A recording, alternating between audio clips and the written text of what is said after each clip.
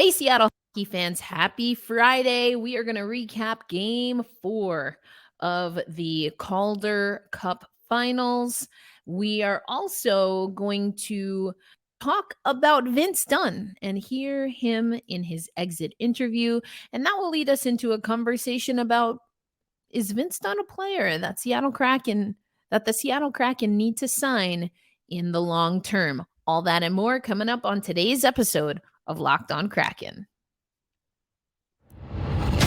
You are Locked On Kraken, your daily podcast on the Seattle Kraken, part of the Locked On Podcast Network, your team every day. We are the Seattle Kraken.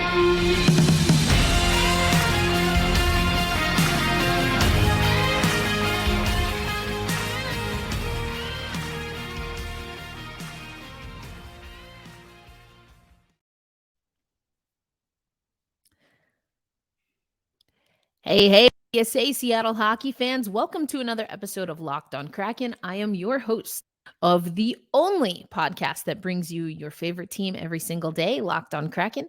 Erica L. Ayala is my name. Been with you here since the beginning.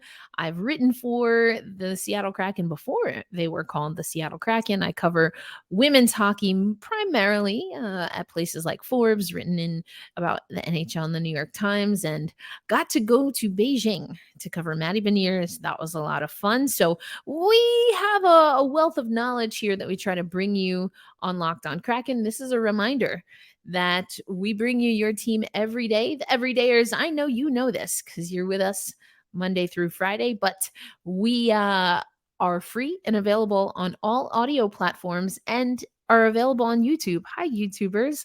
Let me know in the comments where you're watching from. But we have a good time here. We did another watch party of the Calder Cup Finals last night, and we had Jason Hernandez join us live for the second and third period.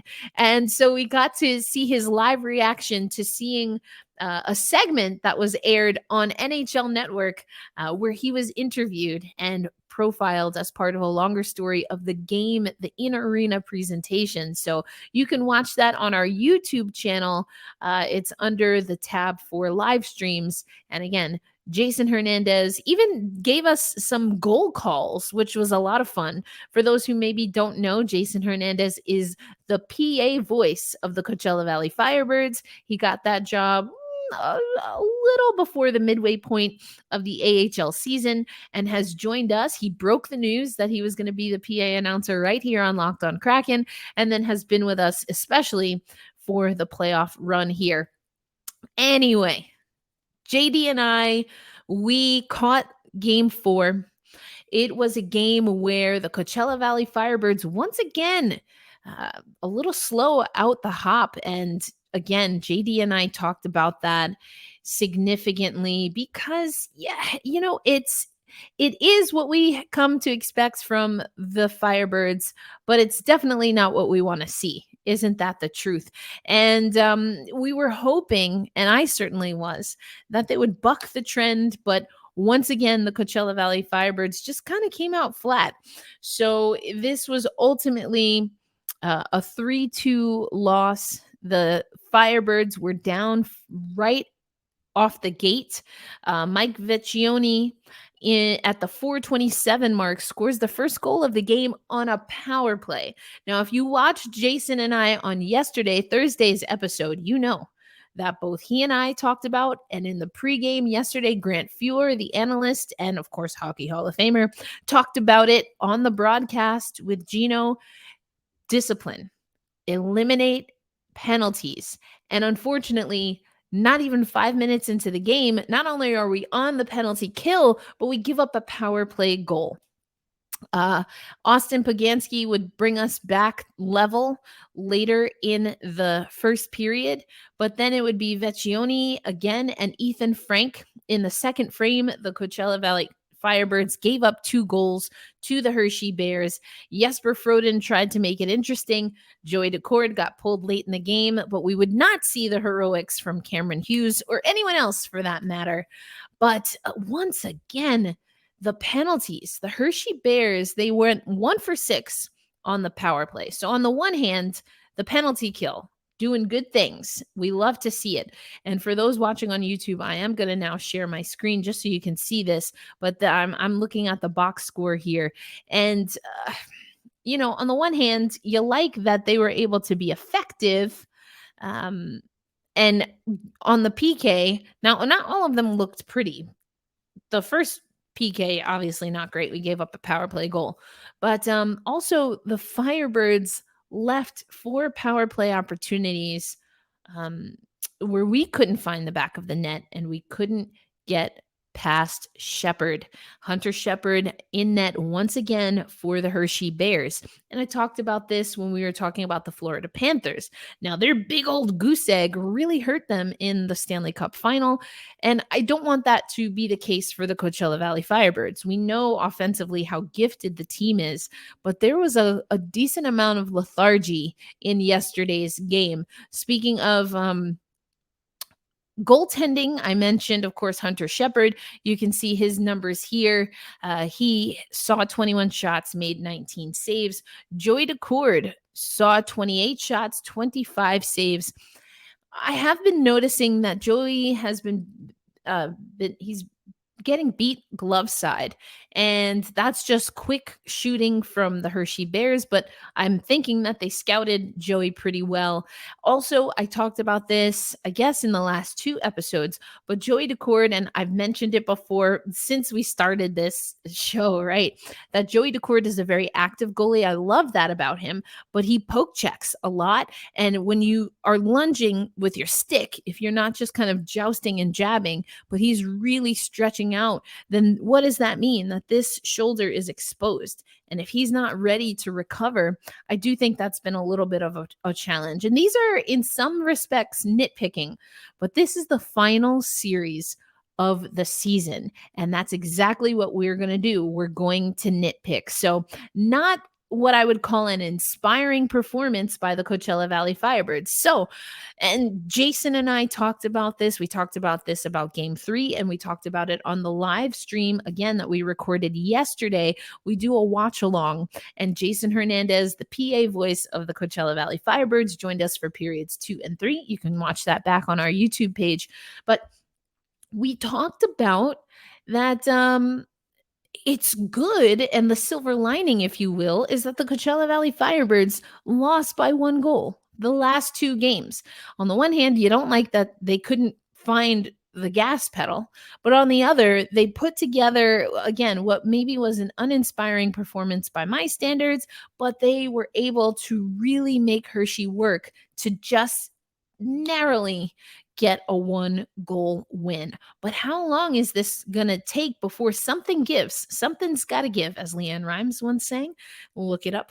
But something's got to give here. Either the Coachella Valley Firebirds have to start out the hop with a lot more energy and find their consistency and discipline, or on the opposite side, Hershey is going to be more motivated. They now have hope. They know they can beat this team. They've done it 2 games in a row. They'll have another game at home. We know either way, game 6, we're getting a game 6, and it's coming back to Coachella Valley. And if they want to play spoiler in Acrisure Arena, do they now have enough hope and motivation and drive and determination, as our head coach would say, to pull an upset? It's going to be really interesting to see. So the next game in the series is going to be Saturday. Now, if you watched along with us, we have on good information from JD that game, although originally thought to be on NHL Network, might not be. You can still watch it on Root Sports likely, but because of the Vegas Golden Knights and their parade, which is going to be on Saturday, that game on Saturday might only be available on AHL Network and on Root Sports. But it's Saturday at 7 p.m. That's Eastern Standard Time, because again, they're playing in Hershey. So that's 4 p.m. Pacific. And then the series will move back to Coachella Valley on Monday. So Jeff, one of our everydayers, you will get to see the Coachella Valley Firebirds in game 6. Is it going to be a clincher? Who's it going to be a clincher for? We'll have to see what happens Saturday. That's tomorrow. Again, 4 p.m. Pacific, 7 p.m. Eastern Time. And if you're like me on Central, That would be 6 p.m. All right. So we are going to switch gears here and get back to our exit interviews. We're going to hear from Vince Dunn. And then I want to take us back to, again, everydayers and OGs. You know that I used to do a series called Good Reads. This is articles that I really love from people that are covering, mostly people who cover specifically the Seattle Kraken, but sometimes from national reporters. Ryan S. Clark, he's a little bit of a hybrid, used to be our beat writer for The Athletic, now is a national writer for ESPN. But this is going to be a hyper local good read.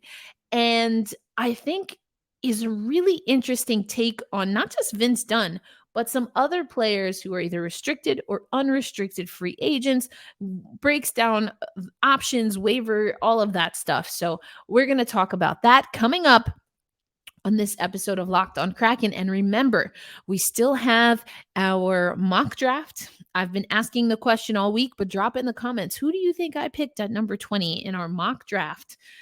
We'll have that coming up. Once again, we have today's episode brought to you by Game Time.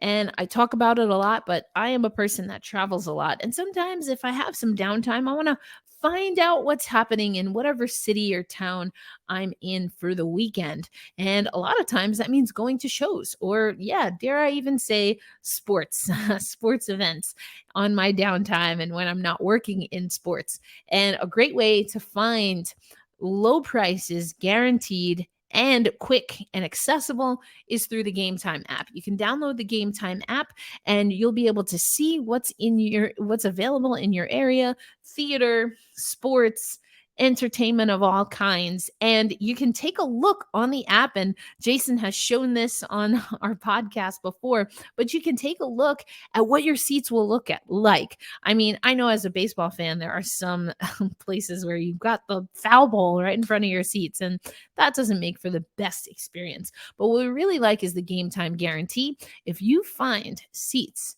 in the same row, the same section for a lower price than you paid on the Game Time app, you will get credited 110% of the ticket value. So you're going to want to head to Game Time. Make sure you use promo code Locked on NHL. That will give you $20 off your first purchase. And I hope you enjoy Game Time app. Last time we checked, Jason and I, there are still a few tickets on the Game Time app for Game 6 in Coachella Valley. So you might want to check that out now. Don't forget to use promo code Locked on NHL, and that'll get you $20 off whatever the ticket price is, but I wouldn't wait. Thank you, as always, for making Locked on Kraken a part of your daily routine. I'm your host, Erica L. Ayala. Have been with you since the beginning of the show. We started the show right before the expansion draft for the Seattle Kraken.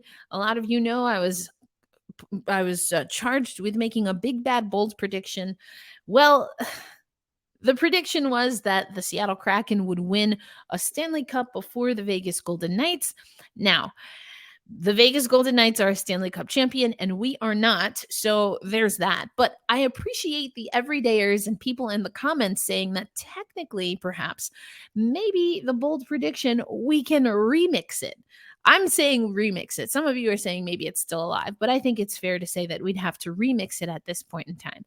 We know that it's taken 6 seasons for the Vegas Golden Knights to win their first Stanley Cup. So if we, the Seattle Kraken, win before our 6th season, does that still mean technically that we won a Stanley Cup before the Vegas Golden Knights? ?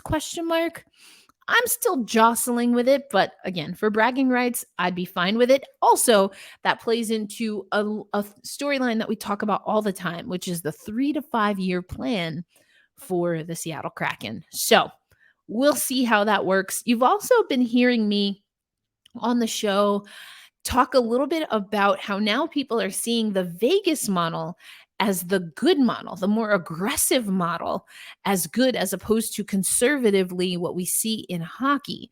So I'm very curious to see how this is going to play out. We know that we're going to have Vegas at the Winter Classic in Seattle. I've shown the logo on here before, but I'll show it once again. So Seattle, not only are you hosting the Swingman Classic for HBCUs, that's an all-star game for HBCU college students, you're also hosting the MLB All-Star Weekend and the Winter Classic. What a time to be in Seattle. Very happy for you all. I already have some Vegas fans in the comments calling us what they think to be clever names, I suppose. But I want to win. I want to win this one against Vegas. So what kind of a team do we have to build? And is Vince Dunn going to be a part of the long-term plan? Well, first, let's take a look at what Vince Dunn was able to do for the Seattle Kraken this season. And then we'll hear from Vince Dunn. But Vince Dunn obviously has been to the playoffs. He has won championships. We know that. And he's just been fantastic for the Seattle Kraken this season in particular. I know he's talked in media about his relationship and with his defensive partner really opening up. So you see he played with St. Louis. That's where he won.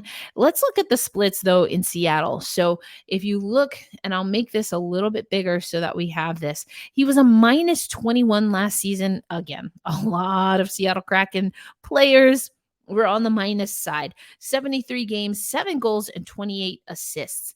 He doubles up on how many goals he has. Look at the assist numbers as well, almost doubling there as well. And for 64 points, a plus 28.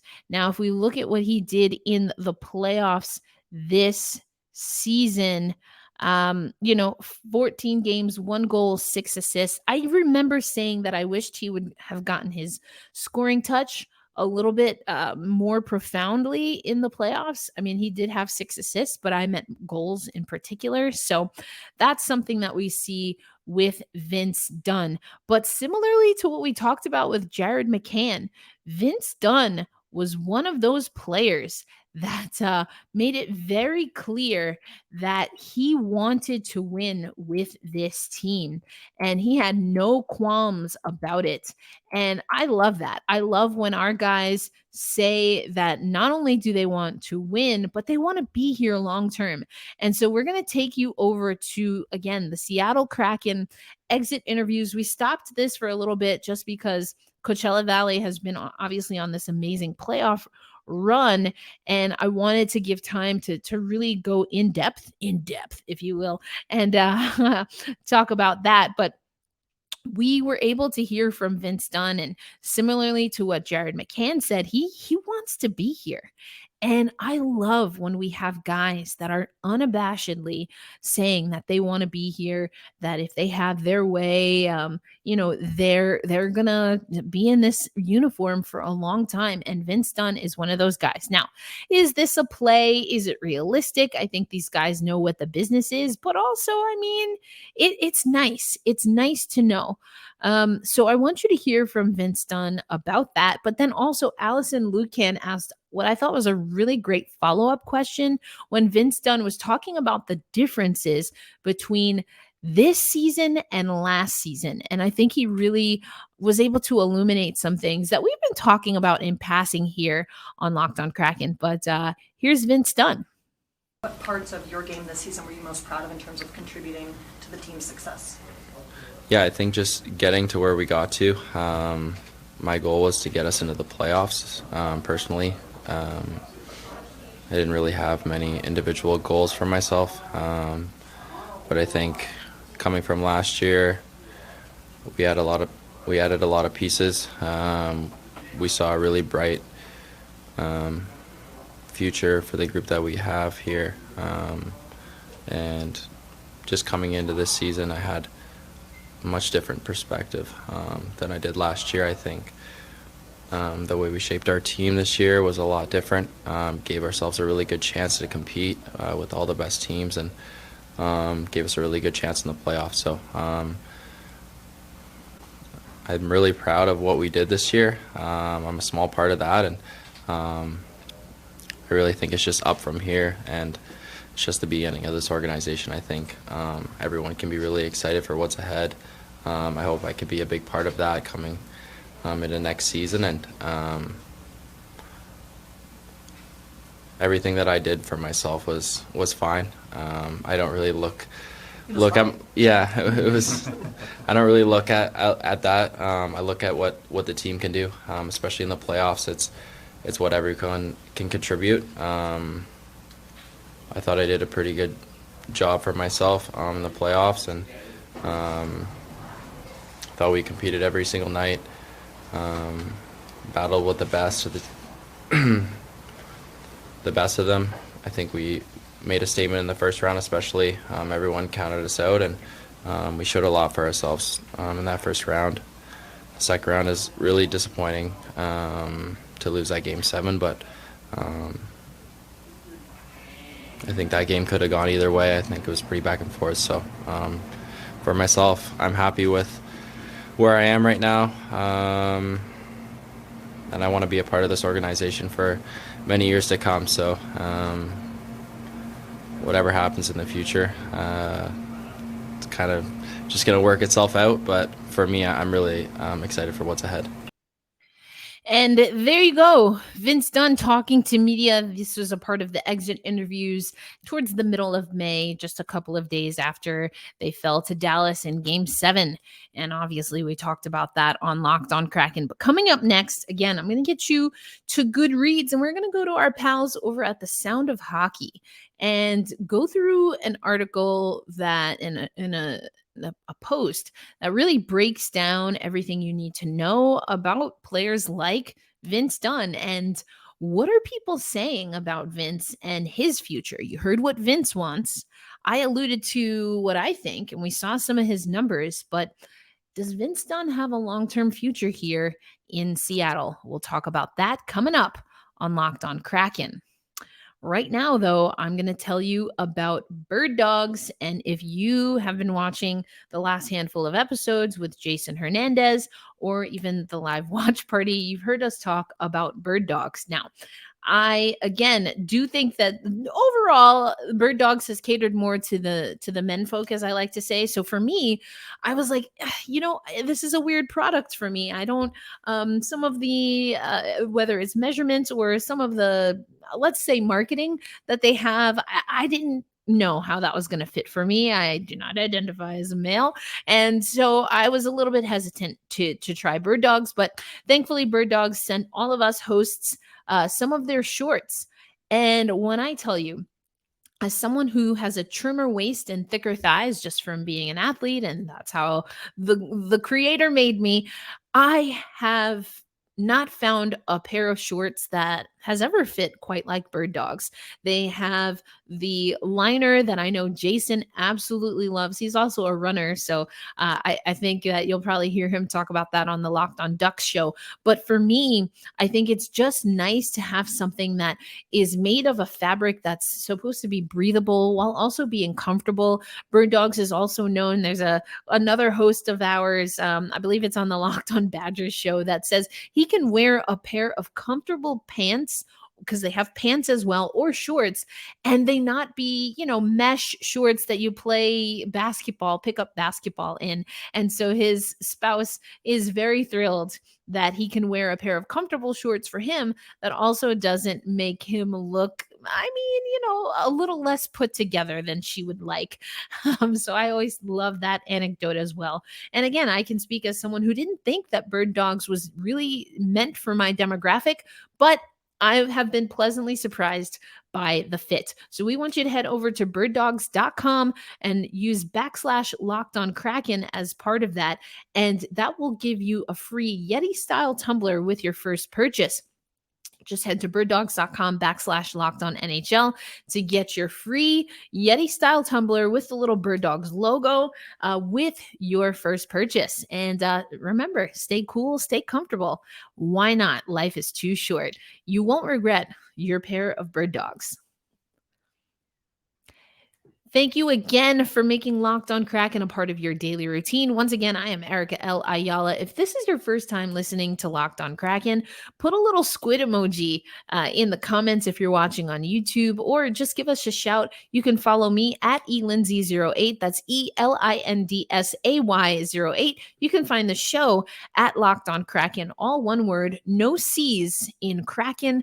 And that's on all of the social media sites, Facebook, Instagram, a little bit of everything. So we appreciate you listening. The everydayers, you know where you like to listen or watch Locked On Kraken. But for our more casual listeners, if you're watching on YouTube, hello. And if you ever see me around, say hi. And if you're listening on audio, just a reminder that you can also listen on the Sirius SXM app. All you have to do is search Kraken, and you can find all of your favorite Locked On shows, including the Locked On NHL show, which again, we have our mock draft coming up, so you're not going to want to miss that. Promised you good reads. So I promise you we are going to go over to The Sound of Hockey.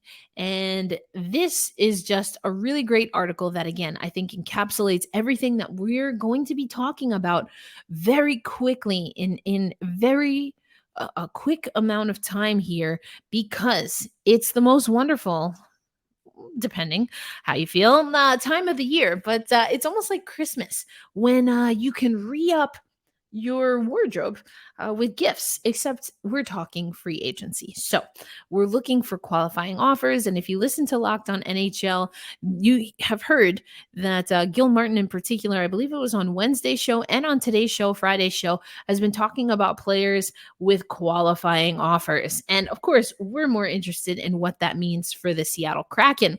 And so this article, it reads, the Seattle Kraken have decisions to make on their internal free agents. And so I really like this article by Curtis, and he of course takes us through the final buzzer of the season and what Ron Francis said in his post or exit interview, which again, we're saving that. We haven't talked about that one yet, but again, we have the free agency period coming up, so we will allude to that, and it will be available next week on the YouTube channel.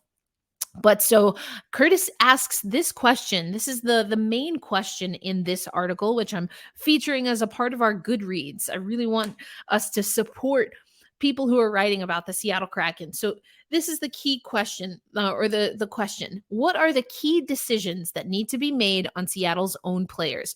What will inform those decisions? And when is the deadline for actions to be taken?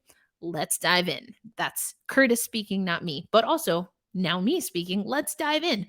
And so I've alluded to this a little bit. We've gone over cap friendly and the UFAs, or unrestricted free agents, as well as the RFAs, the restricted free agents. And I know from one of our everydayers on YouTube, watching on YouTube, that when I mentioned Brandon Tanev, that was a little bit of a sore topic and a sore point. But I think, and again, if you read this article, highly recommend it. I'm not going to obviously read this whole thing on our episode today, but I do want to hit on 3 or 4 players, including Vince Dunn, but names that you should be keeping an eye on. I've talked about Carson Soucy a bunch of times, even at the trade deadline.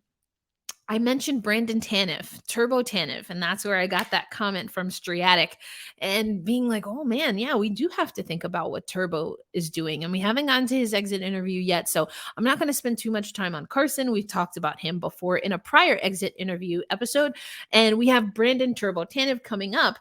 And I keep telling you how gutted I am that we didn't get an exit interview with Ryan Donato, nor with Martin Jones. And those are players that I often mention that we're probably not going to see in a Seattle Kraken uniform next season. But who are some other players? And so Sprong is a player also that probably next week, depending on what happens with the Firebirds, but probably next week we'll get into Sprong.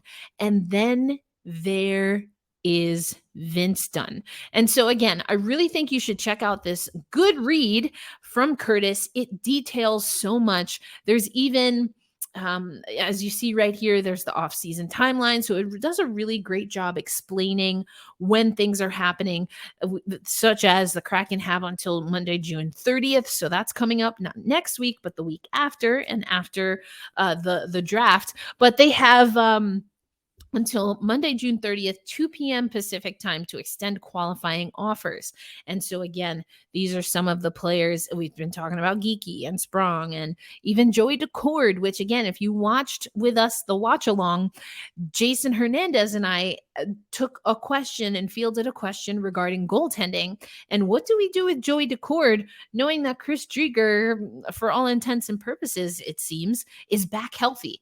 We're pretty sure Martin Jones is out of the door, but I think Curtis had a really interesting thought here. And there's also some, if I remember correctly, some people in the comments talking about Chris Drieger. I'll give you my opinion. I feel like I've said it a few times before. We need to be more dynamic when it comes to goaltending. I don't know that Chris Drieger gives us that. If I'm being honest, I don't know that Joey Decord gives us that. But what is available? There's already people talking about how this might not be the greatest free agent market, and that likely means that some of your middle of the pack guys are going to get overpaid. I mean, Carson Soucy has been a part of that conversation. So maybe we don't need to make that determination now, but again, where does that fit into the 3 to 5 year plan? I'm very curious to see what the Seattle Kraken do regarding goaltending. But anyway, so you've got June 30th. We know that we have July 1 where, free agency opens, and then you have July 5th, which is the deadline for a player to invoke arbitration. So that's, essentially if they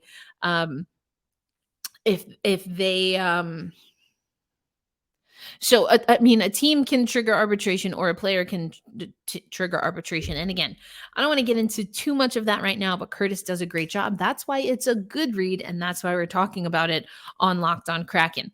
And so what I love here, and again, won't get into all of it, but I love that Curtis gives us a few different options when talking about different players, including the hypotheticals that come from Curtis and come from Sound of Hockey, but then also that come from what Curtis has been hearing other places. And so one of the people that we are thinking of when it comes to what a deal could look like, of course, is who you just heard from, and that is Vince Dunn.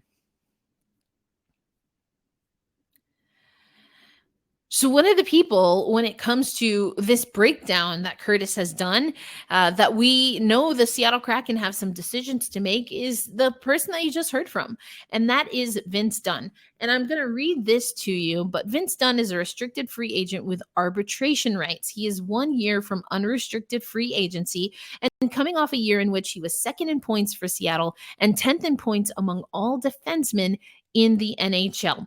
So we saw that early on, the Seattle Kraken, and I mean, I'm talking like last season, middle of last season, the Seattle Kraken had enough faith in Jared McCann to offer him an extension. We haven't seen them do that since McCann, if memory serves correctly. So could Vince Dunn be given a really good offer here? And what could a long-term deal look like for Vince Dunn? And again, you'll see some of Curtis's analysis that I think is great, but I also implore you to scroll down to the comments, because some of the comments talk about, well, all right, what is a good deal? I do think that bringing on Vince Dunn for the long term, given how he's improved and how integral he was for us in season 2, I like the idea of bringing him on long term. I like the idea of snapping him up while we can without necessarily taking a hit. Again, very curious to see what the free agent market looks like, and how perhaps the market not being particularly the best will impact, even if Seattle wanted to make deals and the like. So, but the question comes in, what is a reasonable amount of time? In hockey, we talked about this on the live stream, but being on the wrong side of 30 is a real thing. And Vince Dunn is 26 years old. So again, air quotes, being on the wrong side of hockey, that's going to come in 4 years for Vince Dunn. What do you want to get in those 4 years before Vince Dunn eclipses 30? And how much money is that worth to the Seattle Kraken? And so, again, you'll see, deals at 7 years, deals at 8 years. Let me know in the comments or let me know on social media. First of all, do you like Vince Dunn? Do we think that he is going to be a player that gets a qualifying offer? What does the long-term deal look like? Let me know what you're thinking, what you want to see when it comes to Vince Dunn. And is there an amount of time that's too much time with Vince Dunn, just given what we think his upside is? So let me know in the comments. Again, I like the idea of having Vince for an extended amount of time, but how much time is too much? Is 8 years too much? At what price could 8 years be the right price to lock him in? I think it's going to be interesting, but I do think we find a way to make a deal with Vince Dunn. I do not think he's someone that we want to lose. And, if we know we want him now, what are the negatives to coming up with something that's a little bit of a bridge that will get us to a longer term contract, or of just going ahead and doing it now? So again, let me know what you're thinking here, but also check out Curtis's work. We're going to talk about this. That's why it's a good read. I wanted to start it off with Vince Dunn because I think he's a really interesting character. And Adam Larson and Vince Dunn was such an amazing pair for us this season. But what does this look like for Vince Dunn long term? Does that impact what it looks like for Adam Larson? Does one, matter with the other? I think also you have to look at, are we looking lefty, righty, stuff like that? That has become a little bit of an issue when it came to injuries for the Seattle Kraken. So it's definitely something we want to be mindful of. That is our show, folks. Thank you, as always, for making Locked On Kraken a part of your daily routine. We will be back next week. We'll have another game to recap from the Calder Cup Finals, and we'll be getting ready for Game 6, which will be back at Acrisure Arena. We'll continue to take you through the exit interviews. We'll have that mock draft coming up, and we'll see if any of you got the pick that I put in correctly, and all that and more as we march on to free agency and figure out who's going to stay and who, unfortunately, we have to see go. As I say always, be kind to yourselves, be kind to each other, hold fast, stay true. Let's go Kraken and stay fired up during the Calder Cup playoffs. I'll catch you on the next one. Peace.